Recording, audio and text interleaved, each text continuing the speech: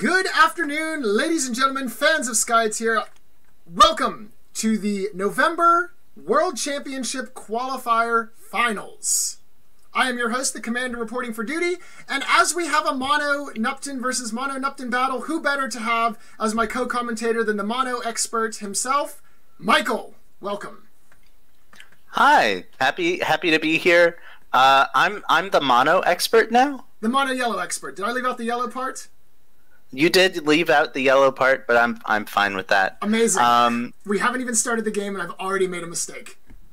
No, it's cool. It's cool. I'm the over under for mine is 30, so you've got some leeway. Oh, thank you.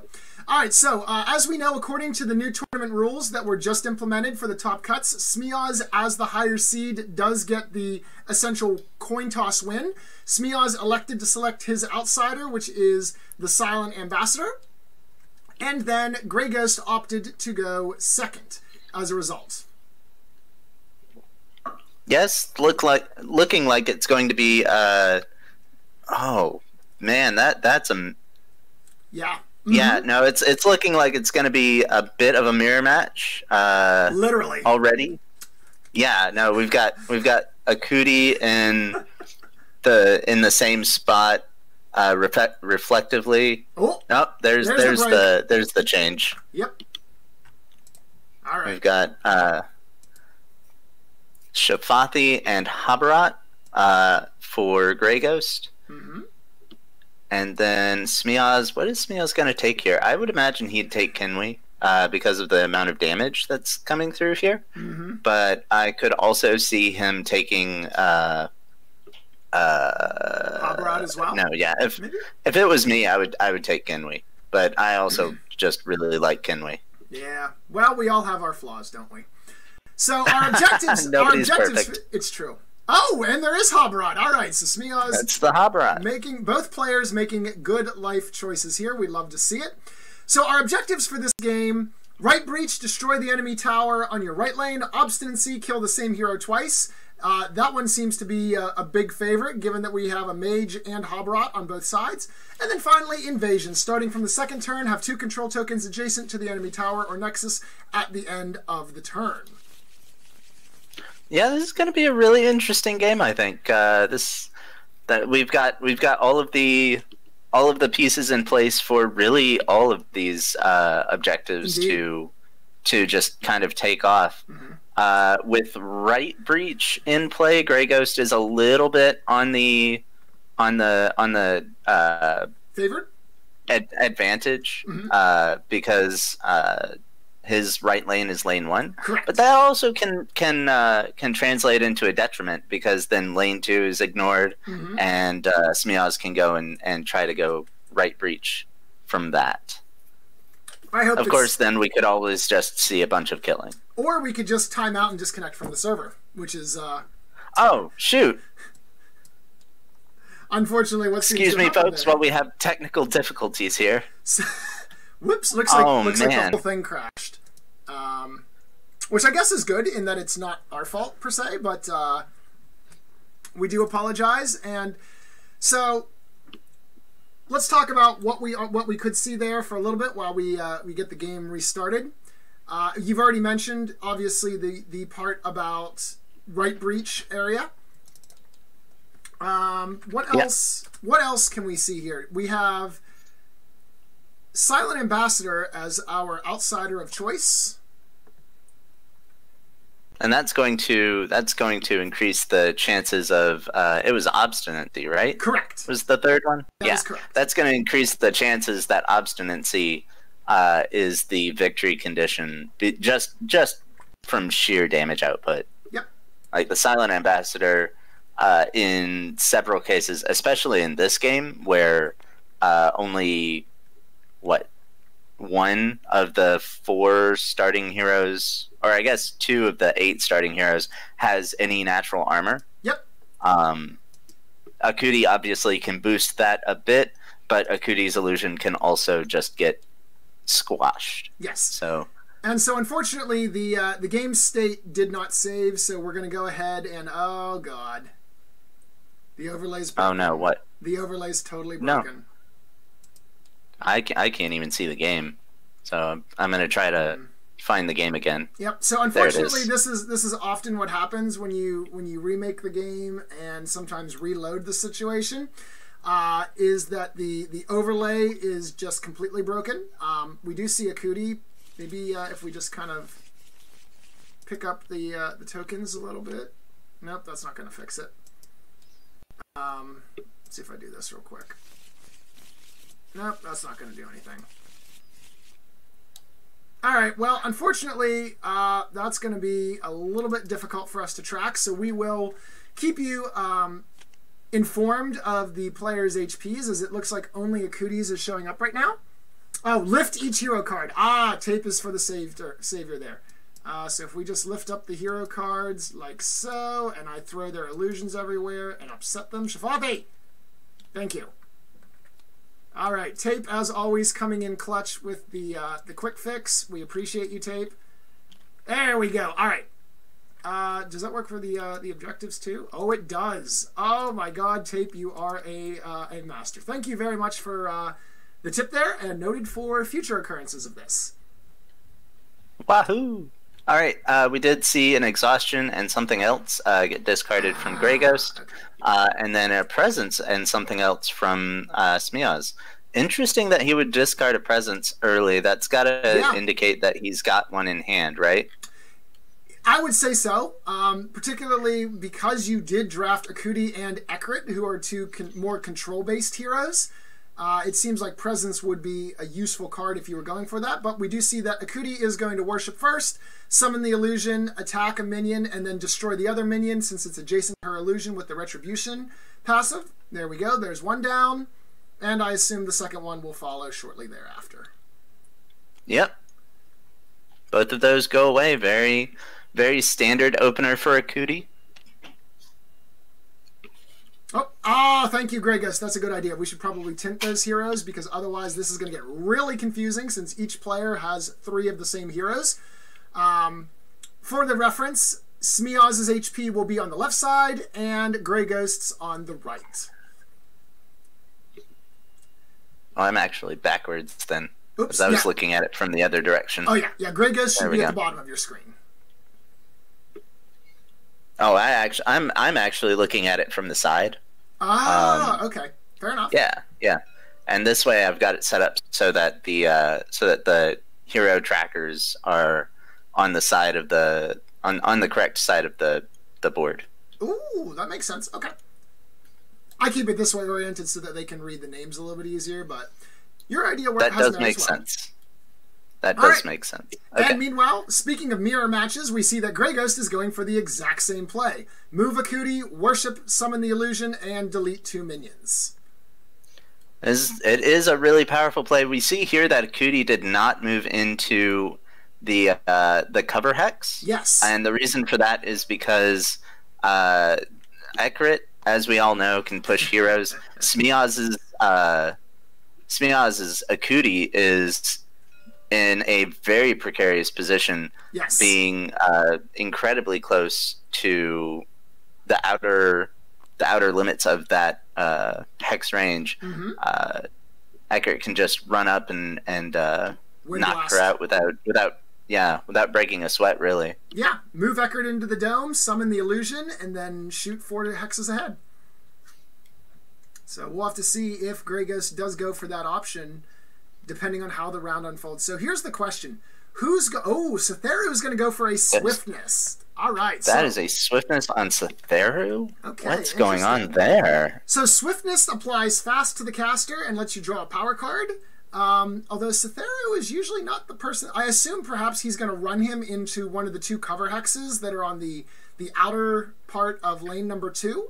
Maybe just kind of tuck him away in there and attack a minion. Maybe lead. That is a possibility.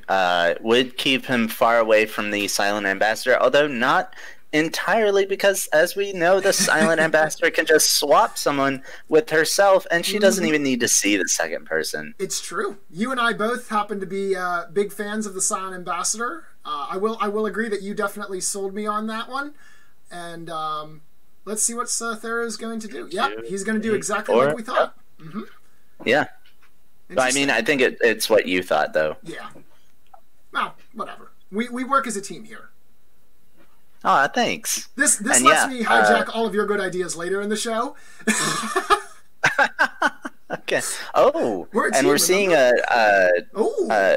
worship from Smeoz instead of an attack. This is going to make obviously this is going to make the later turns better off for Smeoz. That's assuming that he survives. And it's very interesting that he placed it adjacent to the dome. I could hypothetically see a time warp come out. Speaking of time, well, we've got time glitch, not quite the same thing. So time glitch allows you to apply fast to a caster and then remove a condition. But it's interesting that you actually bring up time warp, because Eric is giving us some insight and said that Smeoz is baiting Ekrit to push a Kuti, and then she will flux time warp, as that's what he did to me in the semis. Oh, that's impressive. Yeah, all right. That is a very Smeoz play to make. Yep. All right. So, Grayghost going to go for the attack. 4 plus a double flip here on Smeoz after taking 1 damage. Oh, that is 7 damage. You don't need flashback right now. Whew. Okay, that is that's why you don't run your mages out in the open like that. Out in the open, over in the cover hex that you shouldn't be able to reach. Let me have it. Don't focus on the details, sir. We're not worried about the minor details. That he's on his side of the map, that he's in a cover hex. We're not focusing on that. We're focusing on the fact that Smeoz just got whacked for 8 hit points. He really did. That was beautiful. Very, very, very beautiful. All right, and I guess we're waiting on Smeoz to figure out what he's gonna do here. Yep. I can't get over that time warp play. That's it. Gosh, that's beautiful. That kind of a play is just it's one of those plays. It's gorgeous. It is. Well, speaking of which, there comes Ekrit. So Ekrit's going to come out, Wind Blast. Now, interestingly enough, Smeoz going for this position first will further entice the bait play that we're talking about, because now Grayghost can't do this play with his Ekrit as well, because you can't summon an illusion on top of a Hex that already has it. Oh my gosh. Ekrit with the clutch illusion drop. That's going to make throwing Smeoz into a pickle much harder for Grayghost. Not impossible, because he can always flip with his own Habrat, but very, very difficult. And while we have it, that's going to be good. Smeoz playing the 500 IQ plays here right off the bat from round 1. Yeah, seriously. And Shafathi, reasons why these folks are in the top seed. So Shafathi has used a time glitch that we've already seen. So is he going to go after a Kuti, or is he going after that illusion? Yeah, he's going for that illusion. He is going straight for Smeoz. Okay. All right. Well, so if he has the time warp here, I imagine the attack will bait it out. Doesn't look like it. Then the attack, and 3 plus a flip is Smeoz. Oh, dead Smeoz. No, that is a dead Smeoz. Okay. Oh my gosh. Wow. All right, 1 point on obstinacy, or I guess technically a Smeoz point on obstinacy. Now, Smeoz does come back in round 3, as he has already activated, so Smeoz can't lose via obstinacy next round, at least. While that is true, it does make things infinitely more well, not infinitely, but very, very difficult for Smeoz in the coming rounds, as both Grayghost has 2 heroes in the lane that he's, quote, losing here. Right. I'm going to use the quote here. And is going last. So he's going to be able to dictate the flow of the game a little better than Smeoz. So he has potentially lost the dome, though. If Habrat goes into the dome, there's no way that Grayghost gets it. But given that lane 1 will be a tie, lane 2 then you can get Ekrit over there and hard win lane number 2. I don't think Grayghost is... Well, I don't know, because, again, the Silent Ambassador is pretty good, and when you've got 2 heroes clumped up the way that Cytheru and... I'm sorry, not Cytheru, Habrat and Shafathi are, that's an easy target for the Stone Storm ability. Yeah, that's true. That's true. And as both of them are melee, they value movement. And with 0 armor, it's going to be pretty crippling, potentially very crippling. Right. We still see. It baffles me that he would toss away a presence so easily here. I think he's got to have like the time warp, right? So I wonder, so here's the thing now. With English is hard. With Cytheru dead, there's no reason to send Ekrit into the dome, especially if Habrat goes into the dome himself. Although with the swiftness, it doesn't look like Habrat's going to do that. So, well, but now I guess actually no. Now Grayghost can go into the dome. You can move. You can attack Ekrit and then just lead, and win the dome guaranteed. Oh, well, I guess he moved here. Okay. He probably will attack and then skirmish. I would guess so. Yeah. If Habrat skirmishes into the dome, then that's not necessarily as guaranteed. All right, 1 damage against Shafathi there, down to 17. That was no, that was the attack. I'm sorry. Yep, sorry, my bad. That's 5 damage. Yep. Oh, drops him to 13, and then a lead from the hand to try to push that lane up. Yes. So we are going to see the Silent Ambassador move over to Grayghost's side as long as he leads here. Yep. But it all depends on whether or not he falls for either of the bait plays. Yes. And I say either because we can see here, obviously, there's the Akuti bait, but there's also the minion bait, where because of Ekrit's placement... not going for it. Well, it looks like... Skirmish skirmish? Okay, yep, okay. Skirmish. 1 damage to Ekrit. And the illusion... Don't do it. Don't do it. Smeoz is baiting you. He's gonna. Like, that's a juicy play. It really is, because it's like, there. Hey, I can win. I can tie the dome. I can win lane 1. Get that pushing. No, he's not falling for it. He doesn't fall for it. 2+ the flip against Ekrit here. So 2 damage total after her armor. Smeoz's Ekrit down to 13, and then the last action is that lead. So unless he leads with a 1, which would be kind of foolish here, I think. A time warped play. Yeah, with lead from the hand, there's no reason that Smeoz would time warp Akuti and try to win that dome or tie the dome. He could. He might. Nope, he's not gonna. Okay, so math is going to resolve. Lane 1 is a push. Lane 2 is easily going to get pushed up to tower. Yep. That's 3+. And that leaves the dome. Yep, which is going to be in favor of Grayghost. Yep, Habrat leads with a 3. Control zone goes there. No minions are moved because they're still within 3. So, does need to be careful now of the right breach possibility. Grayghost needs to watch out for that. But oh, he did lead with a 1. Okay, so Time Warp actually would have been effective there. Only slightly. Well, true. It would have. It would have prevented the Silent Ambassador, but the lane 1 would have pushed up. That's true. All right, well, Silent Ambassador's coming on the field, so let's take a look at her abilities.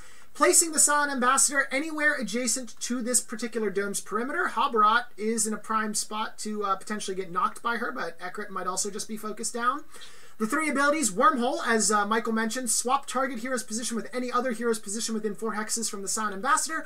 However, Habrat cannot actually be targeted with that right now because he is projected by Ekrit's illusion.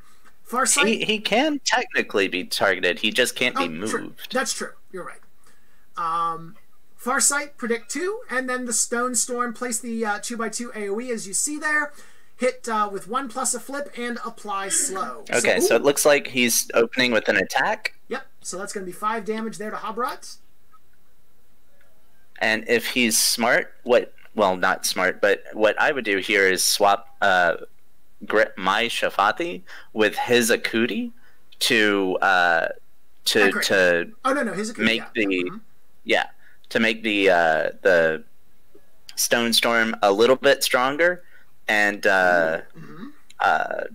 kind of imbalance, tip the scales, as it were. Yeah. Doesn't look like that's what he's doing, though. Well, I think he wanted to move Habrat, but nope, looks like we're just going for a regular Stone Storm here. 2 damage on the flip, though, so that's going to be 3 more damage. Oh, no, but it was a skirmish. Oh, no, that was a skirmish. Why skirmish? Because apparently he wants to be able to get a crit? Is he going to flip Akuti with his Ekrit, maybe, or something? He's going to do something. He's trading... He's trading Ekrit positions. Okay. What was the advantage of this? So there are a couple of things that happen here. The first is that because Grayghost, Grayghost's Ekrit is now in that position, he can drop his illusion and clear out those minions pretty easily. Yep. He also... nope, that's it. That's the only thing I can think of. It would be why he would do something like that.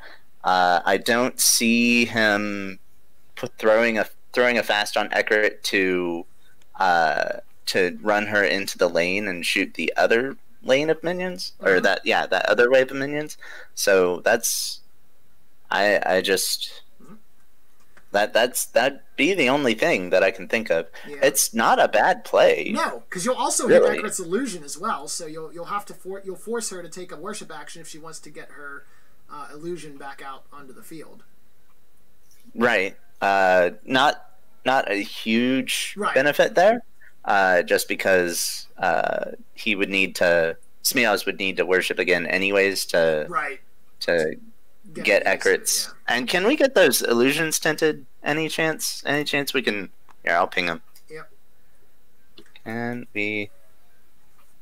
Oh. Tint the illusions. Oh. Perhaps. Maybe. Well, Habrat is deciding to activate for Smeoz and has done the worship action, so Habrat gets +1 attack when attacking an enemy that is adjacent to his illusion here. Shafati is about to be in trouble here. If Smeoz has any kind of a direct damage card, which might include a Shattermind and or a Nightmares Incarnate, Shafati might just die here. I can't imagine that Grayghost is running this list without Psychic Shields. And yet you would be incorrect, because there are no Psychic Shields in the deck. Wow. that would be devastating. Yeah, here. That's gonna hurt. Looks like the illusions were tinted. We appreciate that, guys. We do. Let me ping the guys again. Thanks. Oh, there's the +3 for Smeoz. So this is gonna be 8 damage to Shafati. He's down to 5. And that is a very nearly dead Shafati. And a Burning Rage. Burning Rage. All right, so Burning Rage is a wonderful little card here that gives gives caster Frenzy. And so now we're going to attack with another +3, and Shafati is very, very dead. Very, very dead. He will come back next round. Indeed. But that is, that was hard to watch. That was hard to watch. So that gives both players now Obstinacy victory point, or I guess condition point. Shafati for Smeoz and Cytheru for Grayghost. It's still a little bit easier for Grayghost just because of the health differential there. Yep. But only a little bit. Like that's the equivalent of a Cytheru boosted Shattermind. Mm-hmm. All right. And it looks like a skirmish. Yep. Probably moving his way into the dome to get some control there, perhaps. Or just a little closer to the control. Yep, yep, we're going for that right breach setup. Yeah, that's... Force the pressure. He hasn't led, so it's not... It's not a crippling position for him. Grayghost does need to do some minion clear, though. Yeah. I think here, if... because Ekarit's going to be able to clear out those minions that she's near anyways, I think if Habarat moves, attacks, and leads here, his tower will be fine. Yeah. Well, Ekarit is going to go ahead, attack, worship, and attack. So that's going to delete 2 minions plus Ekarit's illusion. But again, as you said, the Ekarit illusion thing is not really as beneficial as it could be. It does make it so that Habarat can be moved. So true. The sinkholes that Grayghost obviously has in his deck will now, will be a little more useful.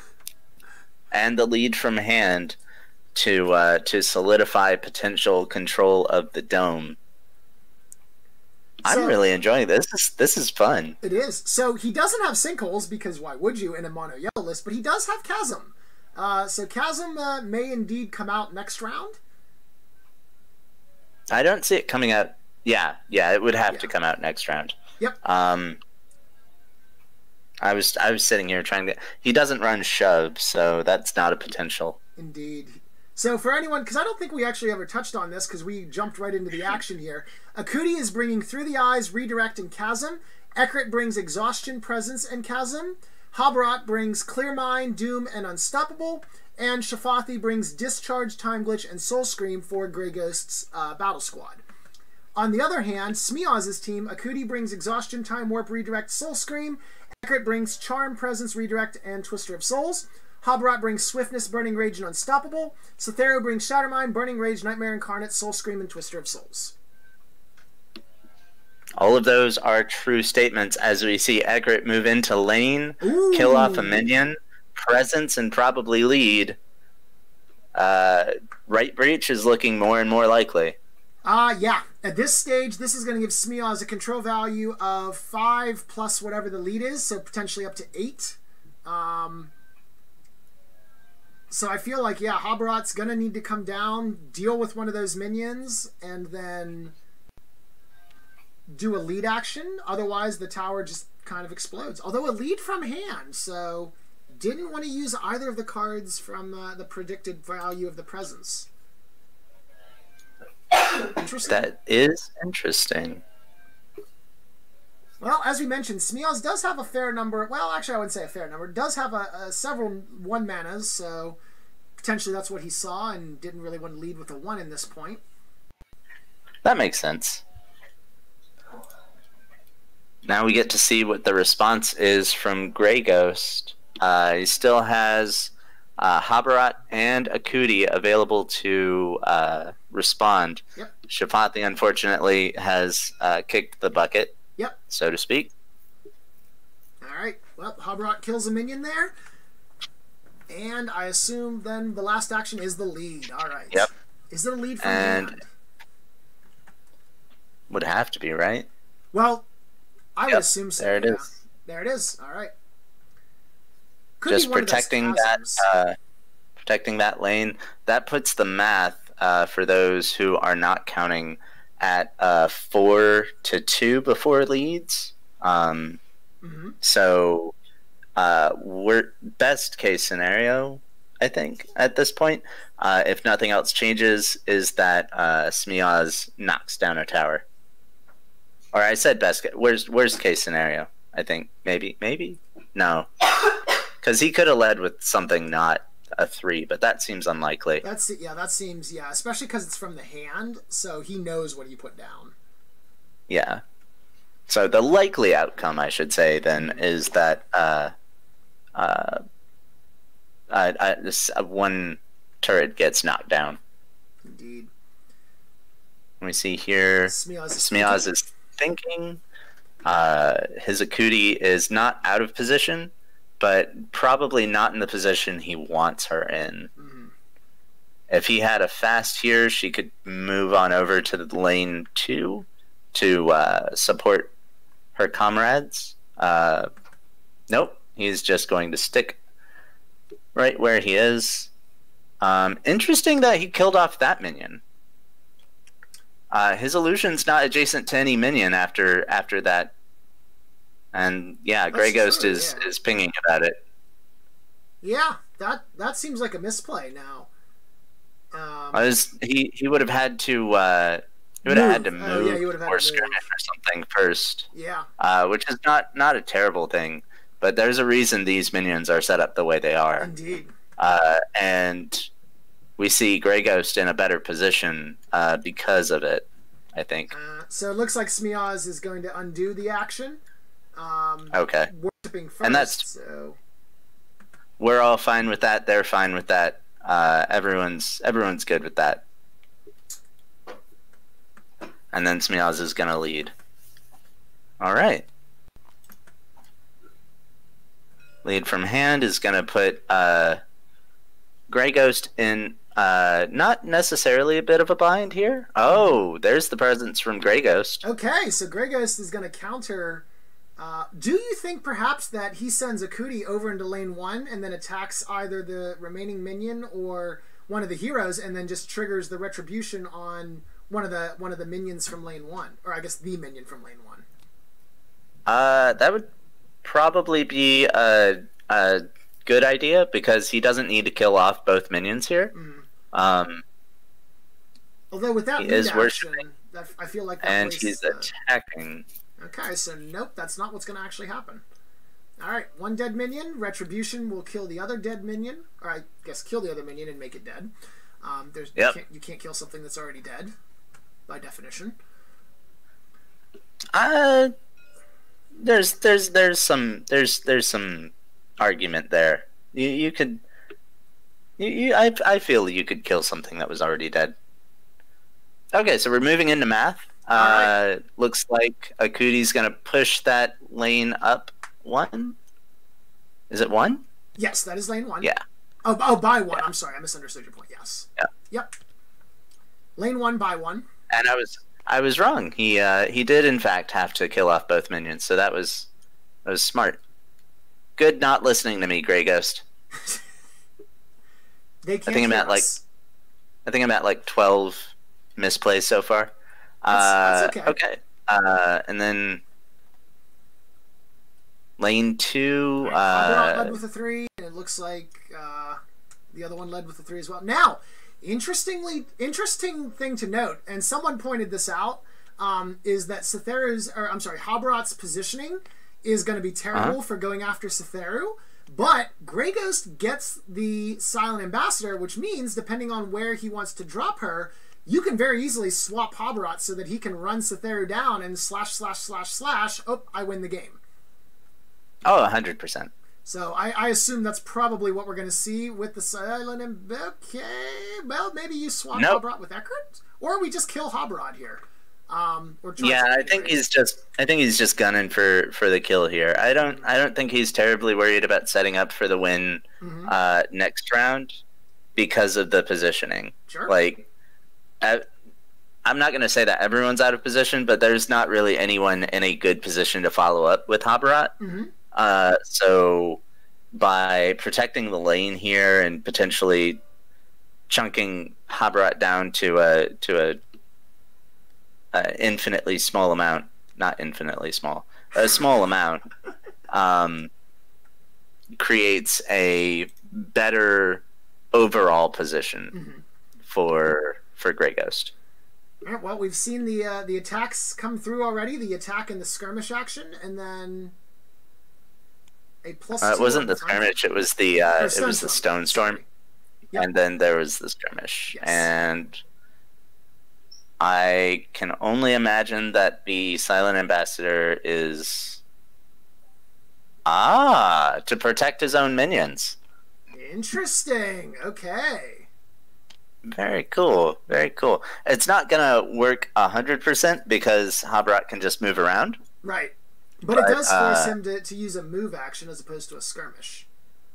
There's also, well, he's also slowed, but Ekrit also can just. Oh no, Ekrit can't. Yeah, Ekrit that can't other minion's up in the cover hex. I thought that too. Yeah, for a second. Yep. So so that's a really good placement for the Silent Ambassador. And as we predict, oh no, Smeoz, are you really going to put Cytheru anywhere that's other than the farthest part away from Habrat? He's going to run you down. Oh my! If there's that's a move in a skirmish to get to Cytheru there. Yeah, that's not going to be a very difficult play for Habrat to make there. Like if he has a, okay, well that would okay, that's move skirmish. Well, I guess you can't. Yeah. Well, you could worship and then. Well, no, you wouldn't want to do that because that would require the attack action as well to use Habrat's ultimate. So, interesting. Well, we'll see what happens there, but that definitely sets. Well, I guess you could have Ekrit prime Cytheru by knocking him a little bit closer, or you can just send Shafathi to knife him in the back. Like, I feel like at this point, Grayghost just kind of runs down Cytheru and stabby. Because Habrat and Ekrit aren't really going anywhere. They're both slowed. Yep. And Akuti is not going to do a whole lot. I mean, she might be able to occupy a hex to get in the way, but there's already a white line protecting Cytheru from 2 out of the 4 possible hexes. So we'll have to see how this works out here.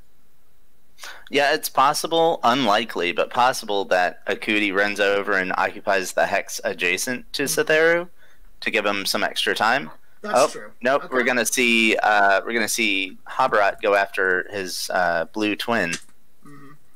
Eric is still going for the time warp play.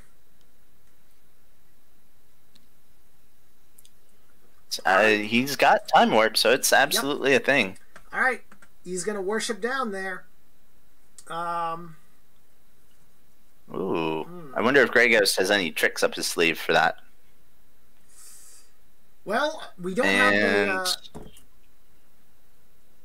I don't think he has any Nightmares Incarnate or anything he can use to bolt that. Oh, yeah? No. His Nightmares Incarnate are on his Cytheru, so he does not have Nightmares Incarnate to... Oh, a redirect, though. He's a redirect. Oh, on the Silent Ambassador. Nice. So, impressive. That Silent Ambassador is going to die, though. That is a very, very nearly dead Silent Ambassador. So we should probably put her HP on the tracker because she's about to take a whole lot of damage. So Habrat has played Blades of Lightning, his ultimate card, which says, when Habrat declares an attack action, deal 4+ the flip to all enemies adjacent to his illusion.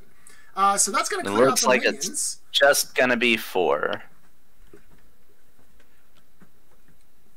Because he flipped a Burning Rage off that, and then the attack is going to chunk the Silent Ambassador. It's a good thing hunting for power isn't a thing here. Yes, although there's no Freyhill, so that is a little bit better, I guess. Yeah, that's true. Right. Silent Ambassador down to 10 hit points there, so if Onslaught was the case instead of Obstinacy, that would make that a little bit more of a juicy target. I expected more damage. I'm a little disappointed here at Smeoz. Not terribly though. Not terribly. You're cool. Smeoz, you have disappointed Nupton Sensei. Oh, whoa! Slow down there. I am not Nupton Sensei. Do not put that title on me. Smeoz, you have. All right, that's so far. I'm gonna get thrown out of the channel here. I'm super. See, here's the thing, though. Like, I would have to bow my hat, my whole upper torso to either of these players for getting to the finals of a world qualifier with Mono Newton, with shifty tricks. Like, I'm super impressed by both of. If you guys are looking for Newton teachers, these two are the two to go to. I feel like. And what's interesting is that earlier in the year, Smeoz was like the master of the blue blonde. Like, oh yeah, there's nothing that this man cannot do. If I were to pick a top 3 people for Worlds, I would probably give all 3 votes to Smeoz. Oh, I you would give all 3 to Smeoz? You're not even gonna set one aside for Clinton? That's true. Okay, I'll give 2 to Smeoz and 1 to Clinton. As we do see Akuti going ahead and removing the minions there. Attack 1 minion, retribution, kill the other one. As that illusion was already positioned very well. Did not need to move it, so now Akuti will be able to skirmish. Does she go into the dome, perhaps? Or is she going to... Nope, she's going to close in a little bit closer here on lane number 1. Yeah, not having the minions tinted is bothering me too, but I'm not going to ping them about that. That works. What's even worse is that Grayghost is the blue player and Smeoz is using the blue minions. Oh, I thought it was the other way around. Is it? Oh yeah, it is. Never mind. I think so. Me. Yeah, ignore me. I was going to say that kind of helps. That would, yeah, I was going to say that does help. If it was the other way around, then that would be actually unbelievably terrible. Just quite funny. It would be quite funny. Now we see here Grayghost is kind of biding his time without the card, biding his time, waiting for Satheru to kind of reveal himself, because he doesn't want to get outplayed quite too heavily. He doesn't want to move away from his control hexes. Correct. And end up getting blown out here. Yep. Because as we've pointed out, Grayghost is under duress for right breach. He has already lost 1 point of damage. We mentioned that last turn when we did the maths. And if he just runs away and doesn't kill Satheru, then Smeoz will just finish the tower this turn. Yep. Okay, 2 minions down. So we once again have a tie in lane number 1 if Akuti for Smeoz goes for a lead action. I could see Shafathi moving into lane 1 and trying to push that down.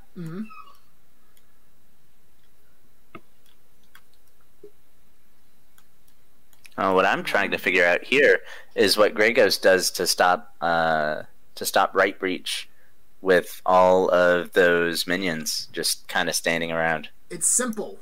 We kill the Habarat.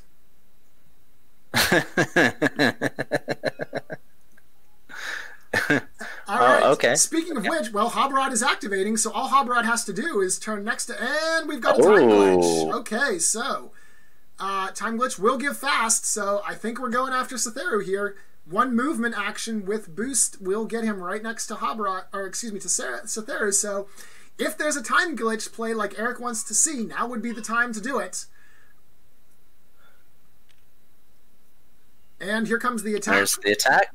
And wait, also by the way, there's the time warp. Satheru is going we have a response. Ooh. We have a response. Eckert is going to play Charm. Chasm. Oh, I'm sorry. I was like, why are you playing Charm? That doesn't make any sense at all. So, okay, thank you. That makes more sense now that I just misread what flashed up. Which I'm going to say is fair because those are 4 letters that are identical. Yeah, no, that's fair. It might as well be a charm, right?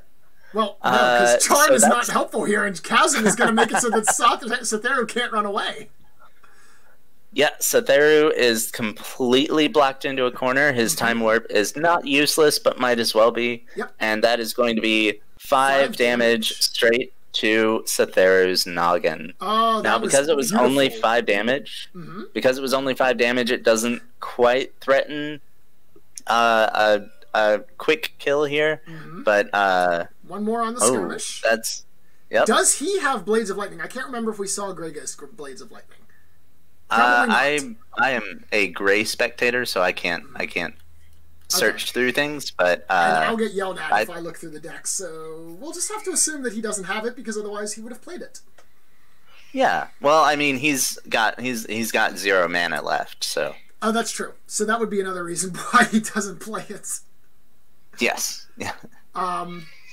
So I do know that we have seen Shafathi's flashback flipped, so I know that that's not a possibility. Although, if there is yet another speedy card, can you make it 1, 2, 3, 4? Yeah, you can get to Satheru with a move skirmish with a hasted Shafathi. So Satheru's woes may not be over yet. Although important to note, Smeoz did not pop the flux yet, so has not popped the flux. Could potentially time warp again if necessary. I would have to have guessed that he would have done it like that's true. Sooner than that.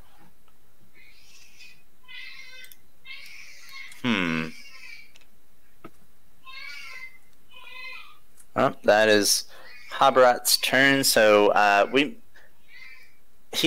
so here's the thing, right? Grayghost still has the advantage here. Like, do you mind tapping his Akuti? Who's Akuti? Grayghost's. His Akuti never finished activating. Oh. Nope, oh, that's a flip. There we go. While I'm down here, I might as well search through the deck. Or the discard. Oh! Oh, his deck has flipped over, though, so there are +3s now. Yeah, so the thing here is that Grayghost still has the advantage because Satheru has to activate before Grayghost's last character does.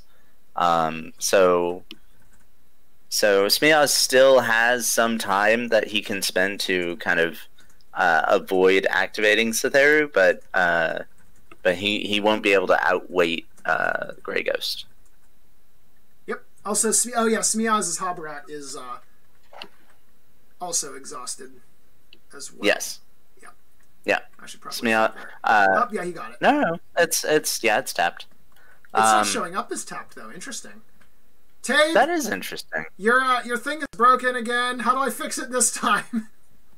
try picking it up, setting it down. That's true. Have you tried picking it up and setting it back down? I have. And then tap. That doesn't fix it. Tap it. Tap it. Oh you got to tap it still. Oops.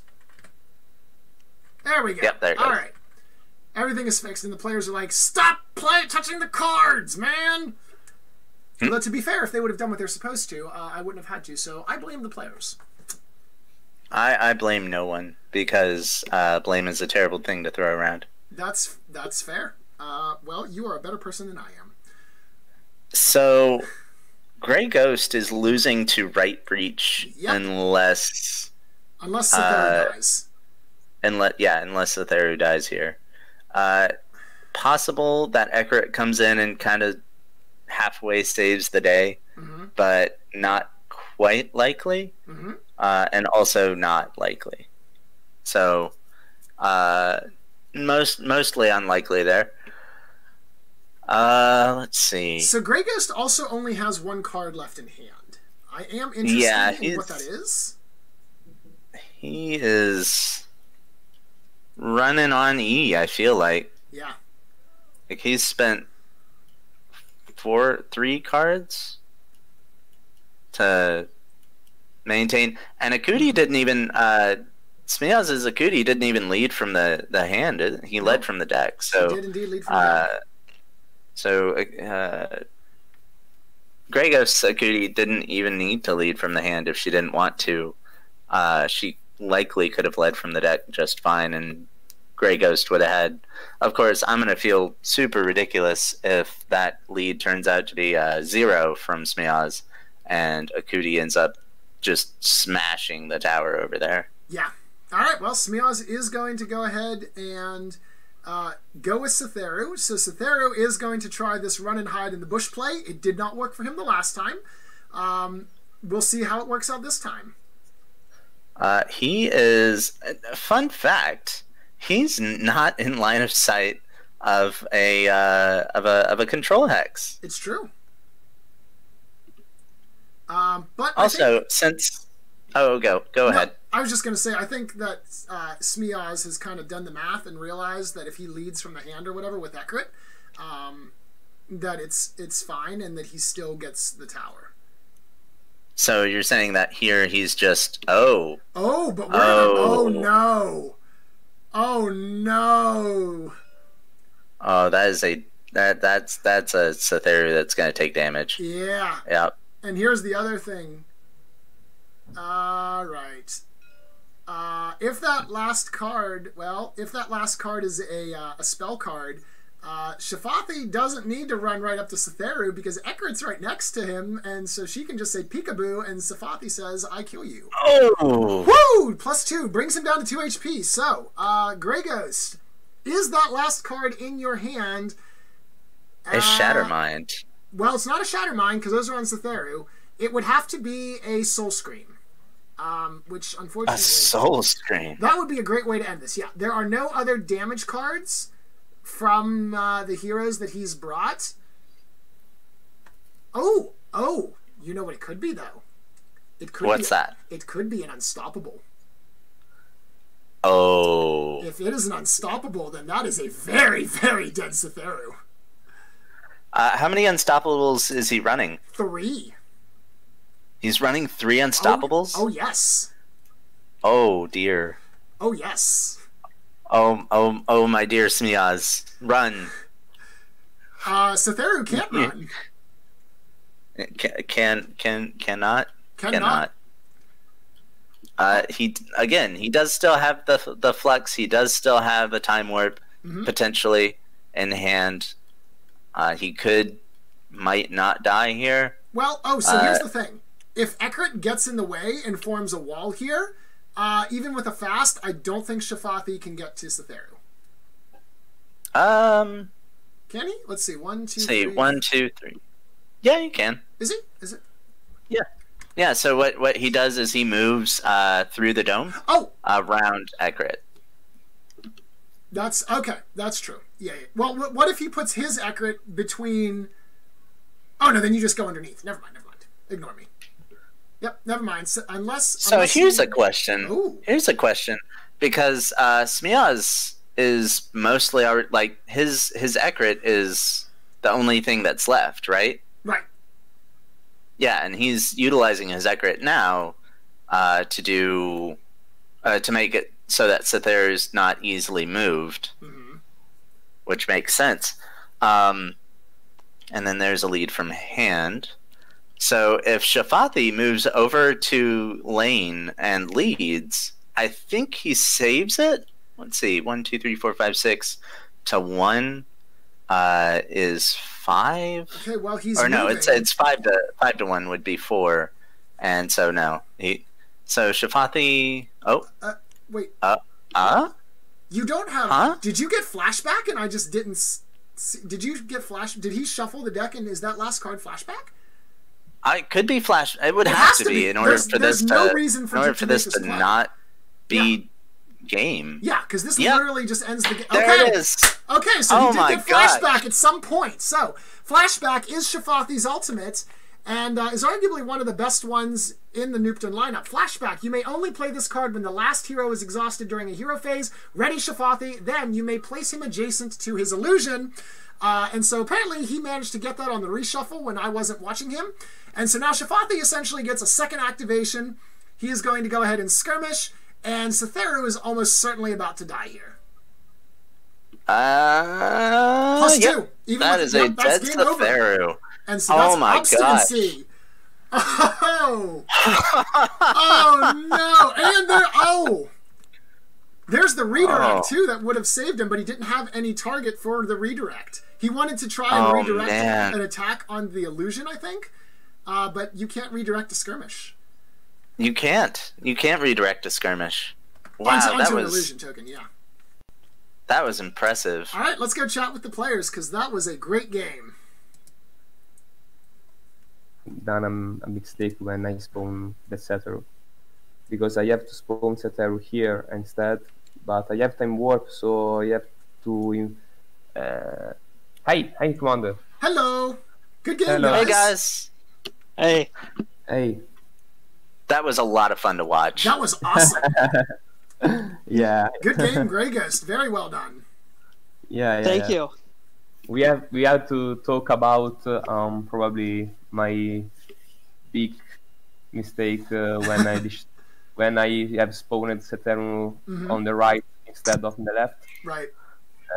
My opinion is that I have time warp to escape from the Aburat attack, so I have tried to come him to the trap for move skirmish and attack and go out with time warp. But I don't have realized that with Chasm as played very well by Grayghost with accurate, he can counter this. So yeah. Did you expect the time warp play there? Because you looked like you whipped that chasm out immediately. I was expecting him to pull a time warp. It seemed just a little too easy to get at Sethuru. Right. And we played earlier in the tournament. I think he did a similar time warp play. So this time I was expecting it to come. Yep. So so Eric has a question for you. Did you see that Smeoz was potentially in round number 1 that Smeoz was trying to bait you into sending Eckert into the dome, worshipping, and then blasting a Kuti out of the illusion for a potential time warp play there? I thought about it, and I was thinking about blasting a Kuti back one just to maybe win the lane, but I realized I killed Sethuru right away, and I'm like, okay, obstinacy is going to be my go-to, so I'm going to try and weaken his Hobberot so he doesn't pester my guys too much, but that didn't work out so well. It was fantastic dodge of that potential like blowout there. Yes. Or what could have been a blowout. I had a question and I've lost it. I've gone and lost it. So Grayghost, we saw that you kind of abandoned the lane to go after Sethuru. Was that Hail Mary, or were you confident that you were going to be able to chunk down Sethuru in time to not lose to Right Breach? I was, when I realized I had the Chasm play with my fast, I thought it was pretty for sure. I was holding the flashback. I was gonna defend the lane, but when he put the Hobart illusion right here, I was holding Blades of Lightning as well, and I was gonna wipe his minions originally, but he got there first, so I'm like, okay, we're just gonna hold back, and I didn't want to chance the lane, because he had to just he just had to beat me by 4. And with a 3 minion advantage, that really gives him a nice little space to make that happen. It definitely does. I was. Oh, go ahead. I don't know. I am thinking about the mistakes that I have done in this game, and another movement that you Nukten Hero doesn't have to do is it puts Sethuru on the bash here, because okay, Grayghost has too fast, so probably this is a very big problem, because only one fast I have considered, so I have considered the attack of Faburat, and it's fine for me. But with Shafati attack 2, he has killing Sethuru too easy with Outsider, so not a good choice with on the first turn for me. That was a question that I had, was picking Sethuru when obstinacy was a thing. It's so, does Sethuru bring like I suppose I have your list here, but does Sethuru bring critical cards for this matchup, or was it a pick that you were like, okay, this is going to be useful here? I have picked Sethuru because the plan was to, if I am the first player, I have the Flux, and with Sethuru I have 3 Soul Scream to play from his illusion for 5+. For example, in this turn, I have count that Sethuru can die first turn, and I have the ultimate of Sethuru and Shit Mine. So I don't know. Probably Sethuru can kill someone easier, because I have played against the Grayghost on this different rounds, and I don't have see the Psychic Shield. I don't know if they play or not, but I suppose not. So yeah, so Scream on turn 2 and the ultimate on turn 3 is a lot of damage for everyone, right? Right. Yeah. Yeah, you're not wrong. But yeah, I mean, probably Kenui was better here, because Shafati and Abrat has 0 armor, so Kenui can attack them easy and stay alive. I don't know. It's very hard. Go ahead. Very hard to draft the heroes here, in my opinion. Yeah, definitely. I did have another question for Grayghost here. The Silent Ambassador swap that you performed on your 2 Ekrits, it didn't perplex RG and I, but it did. It gave us pause, just as a general move. I imagine it's because you prioritized killing those minions fairly highly. Yeah, that was what I did. I kind of prioritized the minions, but I think it was a mistake actually of mine. I was holding a redirect in my hand, and I realized I should have just left the Silent Ambassador out there to redirect an attack to Habarat, and Shafathi would have probably survived round 2. Maybe. We did see the redirect come out turn 3 to redirect the attack to the Silent Ambassador, so that did do work there. But yeah, that was an interesting play that I thought you had made. I was kind of expecting you to shift Akuti over to lane 2 and Shafathi over to lane 1 to kind of push your advantage of right breach there.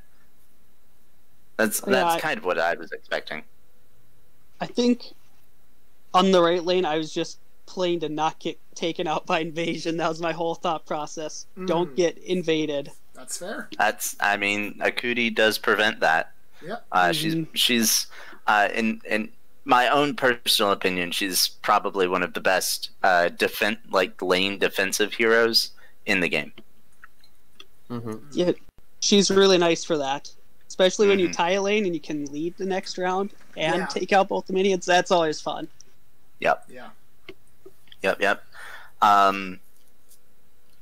Does chat have any more questions? I'm blanking here.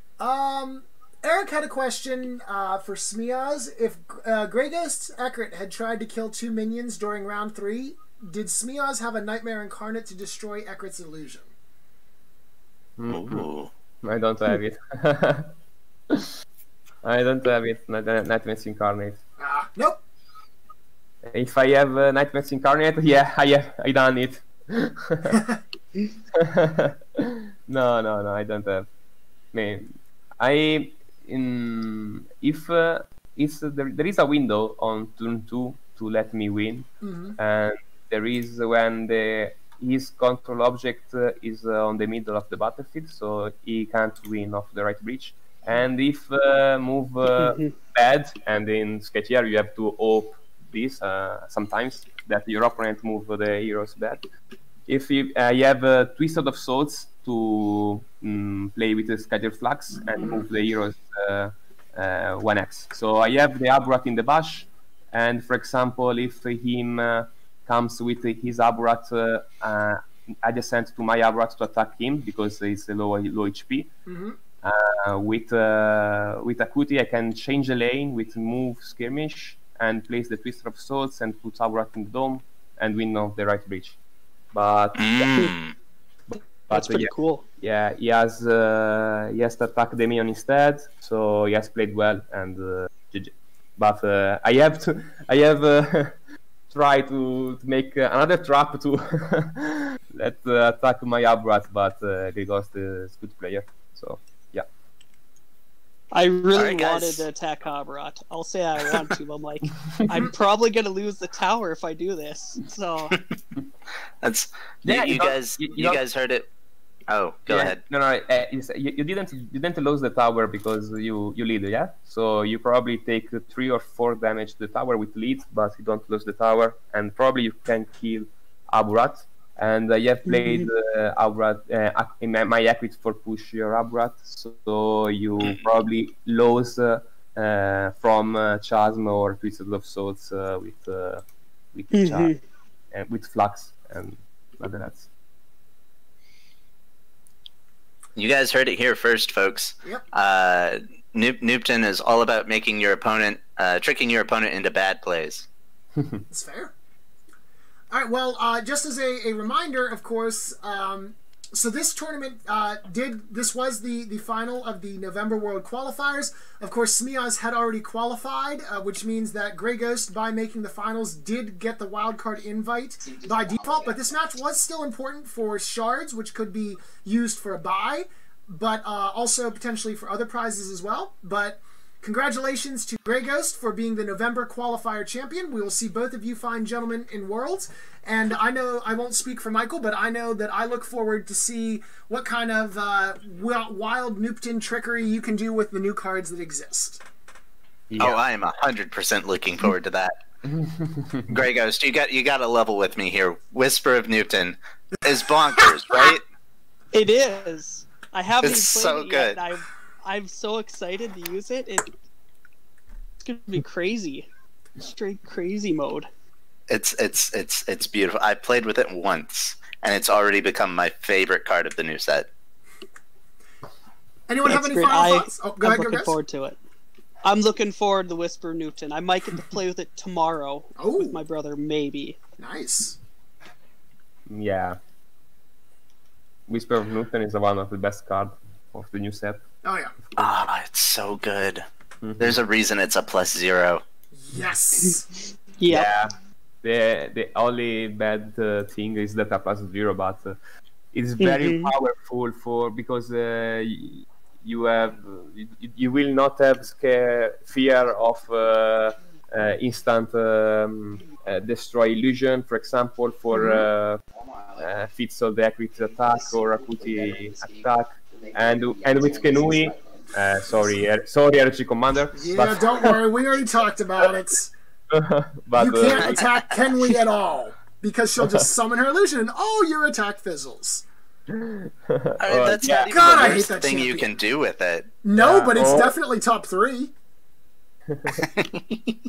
Have I ever mentioned how much I hate that champion? I can't remember. Or you can instant move the Kenui illusion for move other hero on the dome or outside the dome. So very good, very useful. That's true. You can basically get a 1 mana cost time warp essentially. Yeah. As long as we're talking about interactions with new cards, something else you can do if you're running Kumaya is you can get her adjacent to a character who's 3 hexes away, and then Whisper of Noopton at the end of round to make it so. There are fun things you can do. Which I pointed this out on one of the games. I don't think you were casting me with it, Michael, but in the Ashen Pass, there's 1 hex in the dome that is 3 panels away from the dome control point. And so if you do that with Kumaya, you could send someone to contest the dome, they park Kumaya next to you and bring an illusion, and surprise, you're in the dome, but you're not actually contributing to the dome's control. Yeah, that's that. And what else is really interesting that may not have been explored or looked at is the fact that Kumaya doesn't need line of sight to those heroes in order to prevent them from seeing the control hexes or to prevent them from being in range. So she can just park herself outside of the dome, and as long as she can see an illusion, I'm looking forward to these new cards. It's gonna be wild. There's so much fun to be done here. Yeah, this is the last tournament where they're banned. So the next tournament that we have really is the Last Chance Qualifier, and that will be coming up soon. And I'm not sure if we've officially stated if we're only opening it to people who are not qualified for the World Championships yet or not. I know that was an idea that was being thrown around. But do stay tuned. We will bring you some coverage of that whenever the details are sorted out. But the World Championship is upon us, folks. We've got 20 people qualified, and we do have a few more as we finish tallying the Shard results, the Last Chance Qualifier, and also some other local tournaments are still bringing in. So I think right now we expect around 25 when all is said and done, give or take. That sounds about right. I haven't kept up with Shards. I'll be honest, guys. All right. Anyone have any final thoughts before we go ahead and close things down? None here. Not here. Oh, all right. Well, again, congratulations, Grayghost. Smeoz, you played a great game. It was exciting to watch from both of you. So, on behalf of Grayghost, Mikhael, Smeoz, and myself, thank you all very much for joining us. We'll see you guys in the next game. Have a good night. See you. See ya.